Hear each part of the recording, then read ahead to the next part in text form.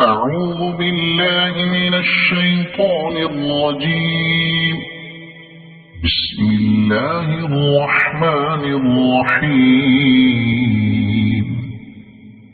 سبح اسم ربك الأعلى الذي خلق فسوى والذي قدر فهدى والذي أخرج المرعى فجعله غثاء أحوى سنقرئك فلا تنسى إلا ما شاء الله إنه يعلم الجهر وما يخفى ونيسرك لليسرى فذكر إن نفعت الذكرى سيذكر من يخشى ويتجنبها الأشقى الذي يصلى النار الكبرى ثم لا يموت فيها ولا يحيا